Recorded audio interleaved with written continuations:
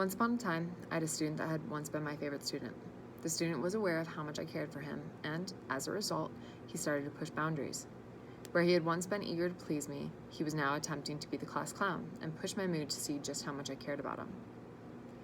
Each and every day, he pushed me further and my patience grew a little thinner. Before I started to make a change, I was frustrated, short-tempered, and irritated by the actions that he took to push me further and further. I started to call his mother every day, give him detention every day, and question other teachers about his behavior in their classes. But one day, I yelled at him, worse than I had before, and I watched his face drop. I knew I had made a mistake. I reflected on the conversation for days after thinking of how I could remedy what I had thought was a lost relationship. I put myself in his shoes and I tried to understand where he was coming from. I had abused my power as a trusted adult in his life and I felt ashamed.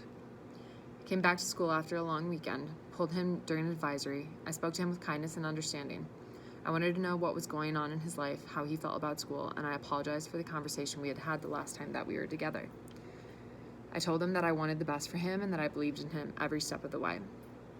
I told him that I wanted to fix the relationship between us and I wanted to be his biggest cheerleader at the school. Through SCARF actions, certainty, my student had trusted me. Maybe one of the reasons that he was always acting out in my class is because he felt safe. I threatened the certainty by breaking his trust in me. I hurt him by yelling at him. I'm currently working on regaining this trust and certainty back. I've been replacing the certainty in him every day since our restorative conversation. I tell him daily that I believe in him and I am proud of him.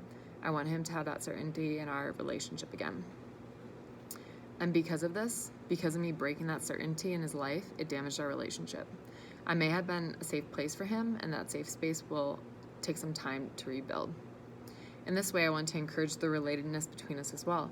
I want him to be able to come to me in the future with any problems that he might have, and I want him to trust me once again. I want him to feel safe with me. From now on, I have promised him that I will always be fair and present fairness to him, that there will be respect from my side of the relationship always. The power of words and actions.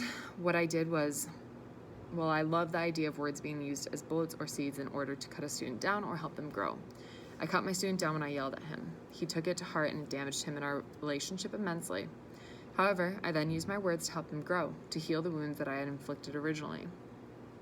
Because of this, because of my damaging words, I destroyed a safe relationship that existed between the two of us for the last year and a half.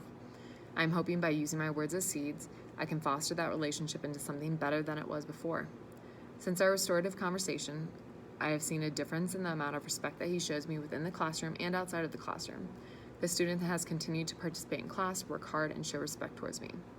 I have been fair and kind to him at every turn, and I have been calling home with only good news.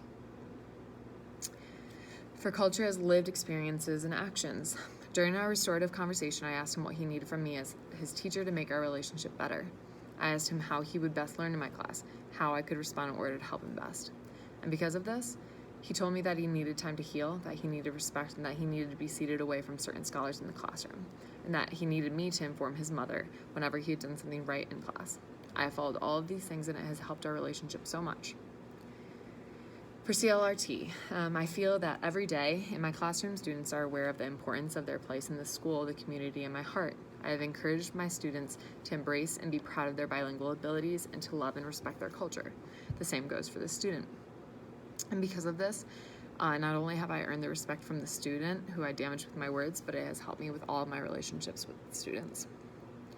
And learning from the Queen's actions, something that I make sure to tell my students every day is that they are capable of becoming anything that they want to be. I see hope within them and I see the potential that they have. I want them to see this out of themselves as well. And because of this, I believe that encouraging them every day, giving them athletic opportunities through being an athletic director, encouraging them to be leaders through student council, and believing in them every day, I have seen a change in their behaviors in my class and the respect they show me. A student will flourish in an environment where they feel loved and encouraged.